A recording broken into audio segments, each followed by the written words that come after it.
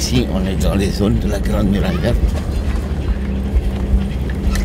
Et à partir de la région de Louga, il y a au nord la région de Saint-Louis. Et après, c'est la Mauritanie et son désert.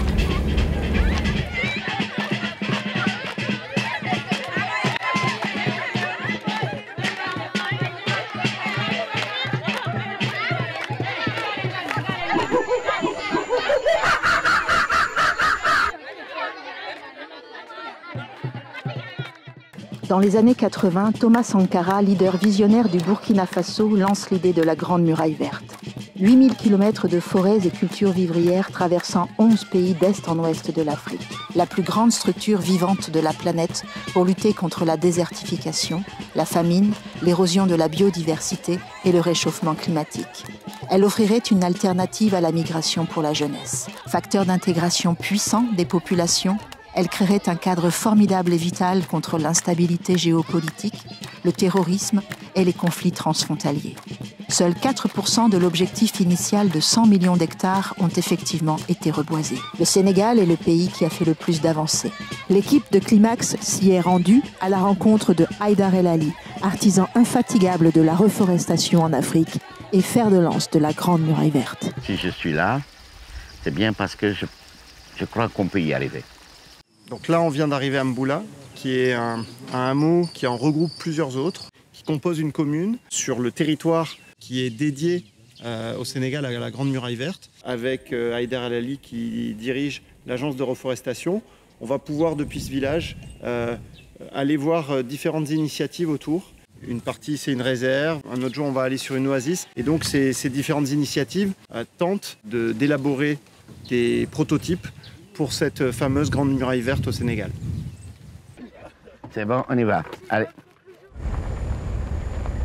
Ici, on trouve une grande variété de végétation endémique à la région. Donc, il y a beaucoup de balanites, il y a beaucoup d'acacias. Il y a même, j'ai vu des jeunes pousses, et c'est la première fois que je vois ça, d'acacia albida.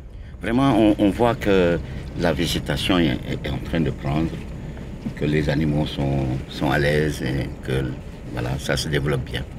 En fait, on a ce que j'appelle moi un îlot de lumière. C'est protégé, on amène l'eau.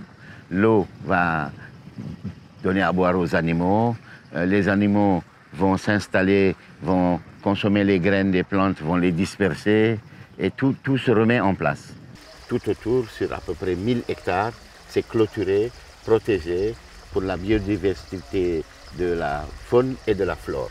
C'est une réserve communautaire. Hein. Ce sont les communautés qui se sont réunies pour dire on est d'accord d'installer cela ici chez nous. On leur permet de faucher l'herbe, pas trop, parce que l'herbe est réservée aux animaux sauvages aussi, mais c'est grand, donc ils ont la possibilité de faucher de l'herbe. On leur permet de venir chercher de l'eau. Et tout se remet en place. Et assez rapidement, hein, parce que ici, à l'intérieur de cette réserve, on voit qu'il y a beaucoup de jeunes pousses, de différentes variétés de plantes qui n'existent pas à l'extérieur. À l'intérieur, on voit qu'il y a un tapis herbacé qui n'existe pas à l'extérieur. À l'intérieur, on voit qu'il y a une grande biodiversité animale. Il y a beaucoup d'oiseaux, beaucoup de variétés d'oiseaux. On voit des singes, on a introduit des oryx qui se reproduisent. Et tout ça, il n'y a pas à l'extérieur. Franchement, dire que l'eau est la conscience humaine, parce que c'est la conscience humaine qui fait qu'on peut protéger, c'est la conscience humaine qui fait qu'on peut travailler ensemble à gérer cet écosystème, à donner de l'eau aux animaux et aux humains, à donner du pâturage aux animaux et aux humains. Je pense qu'il est très important de protéger des sites parce qu'on voit avec la divagation du bétail, on voit avec l'agression humaine. On est des prédateurs terribles, hein, on prend tout. Quand on sort d'ici, il n'y a pas de biodiversité établie, il n'y a pas d'animaux sauvages, il n'y a pas d'oiseaux, très peu en tout cas, alors qu'ici, il y a tout ça. Donc il faut protéger les écosystèmes. Mais bon, on a traversé des kilomètres et des kilomètres où il n'y avait pas grand-chose, il y avait surtout beaucoup de rien. Et on arrive ici, il y a beaucoup de tout. Il y a des oiseaux, il y a la biodiversité. Donc protéger, c'est important. Maintenant, il faut le faire avec les populations, parce qu'on le fait pour les populations. C'est vraiment avec eux qu'on le fait. Hein. Rien n'est obligé, c'est eux qui délibèrent, c'est eux qui acceptent. Et ce modèle-là, on veut le reproduire. Après, Il faut que ce modèle soit accompagné par des productions de plantes qui sont utiles aux populations, des plantes qu'ils vont pouvoir manger, transformer, vendre. C'est un ensemble de choses qu'on doit arriver à réaliser pour la biodiversité, pour les populations. C'est ça la Grande Muraille Verte. Donc ce qu'on va faire, on va suivre. Une fois là-bas, je te dirai où on est. Alors on est ici dans le Ferlo, dans la vallée fossile. Avant, il y avait beaucoup d'eau ici. Mais avec la mise en place d'un barrage qui a retenu l'eau, avec le réchauffement climatique qui a déréglé les saisons de pluie, avec beaucoup de facteurs comme la coupe abusive de bois, comme l'exploitation anarchique des ressources, le climat a changé. Il y a moins d'eau et dans ces zones maintenant, pendant l'hivernage, il y a beaucoup d'eau qui dure 5-6 mois ici. Après, l'eau s'en va, mais l'eau reste en bas. Dès que vous creusez à 4-5 mètres, vous avez de l'eau. C'est une vallée qui est immense, qui va sur des centaines de kilomètres, jusqu'au fleuve Sénégal, dans la région de Bakel. J'ai toujours dénoncé le fait qu'il y a des structures internationales qui font beaucoup de séminaires, qui font beaucoup de blabla autour de l'environnement, qui parlent bien de l'environnement, qui savent aller chercher l'argent où il faut, mais qui ne font rien sur le terrain. Cet argent leur sert, eux, à exister, leur sert, eux, à fonctionner, leur sert, eux, à faire leur théâtre, mais c'est du théâtre. La réalité, sur le terrain, ils ne sont pas présents, ou très peu. Un mini-forage qui va jusqu'à 40 mètres avec la pompe immergée, avec les panneaux solaires pour le ravitailler, coûte autour de 5 millions de francs CFA. Donc,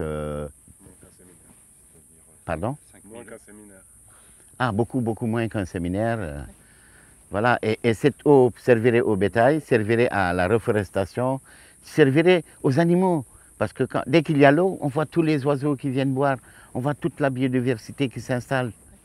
Et d'ailleurs, notre objectif, c'est de nous servir de l'eau de cette vallée pour avoir des pépinières autour, pour planter des arbres utiles autour.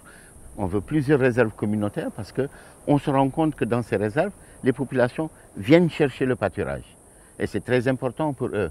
C'est capital parce que dans ces périodes très difficiles où il n'a pas encore plu, il n'y a plus de pâturage que dans les réserves communautaires. Vous-même, je pense que vous l'avez constaté, il y a une nette différence. La réserve, à peu près, elle a peut-être une durée de 8 ans. Il y a une grande différence entre le milieu clôturé et l'extérieur. À peu près sur un rayon de 30 km, tu ne peux pas trouver de fourrage. Vous avez vu ce matin des charrettes, parfois des voitures. Chacun vient selon les moyens qu'il dispose pour trouver de la paille, pour amener au niveau de chez lui, pour pouvoir alimenter son bétail. Donc tous ceux qui habitent dans cette zone, ils sont obligés de venir à la réserve naturelle communautaire.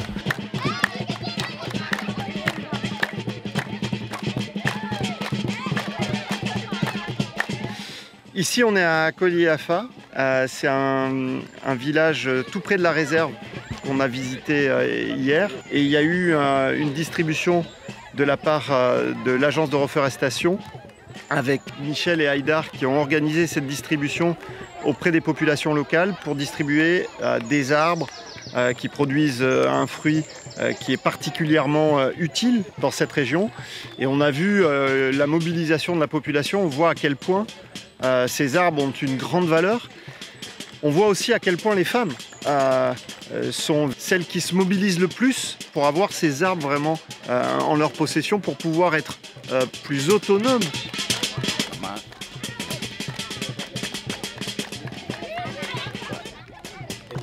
On ne donne pas à la population juste le plan. On lui demande qu'est-ce que tu veux comme plan. Ils te disent citron, on donne citron. Ils te disent mangue, on donne mangue.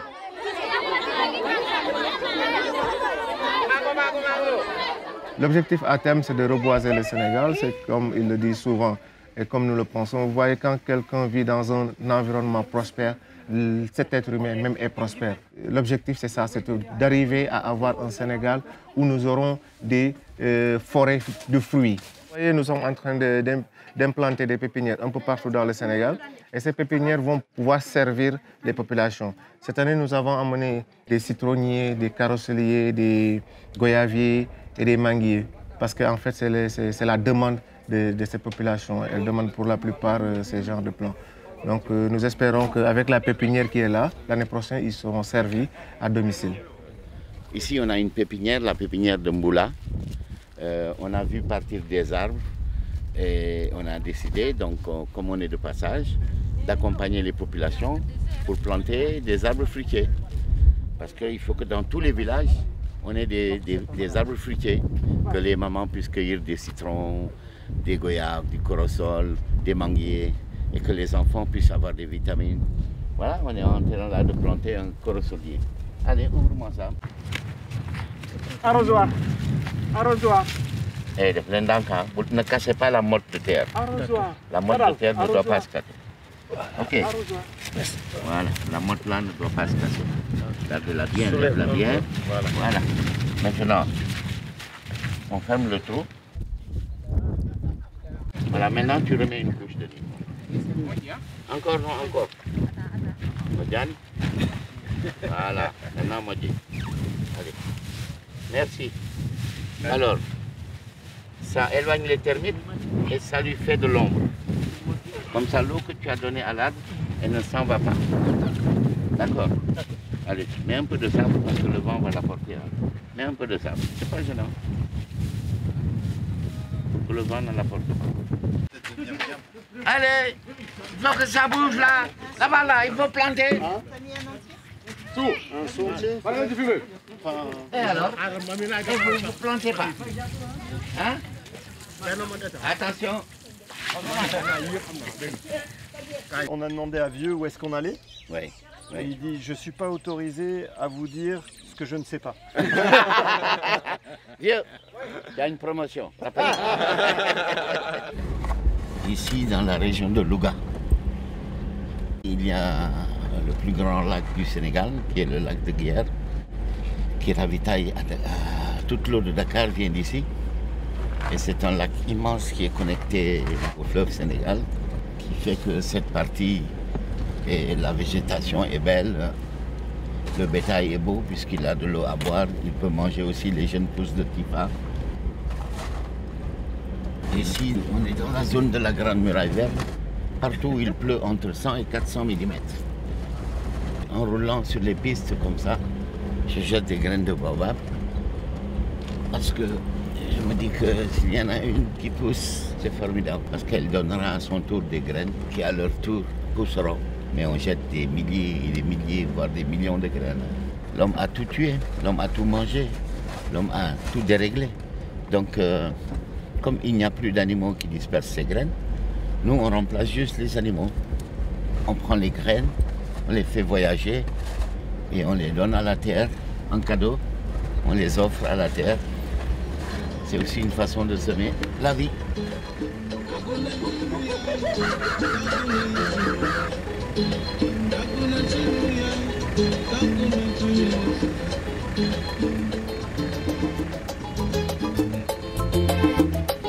African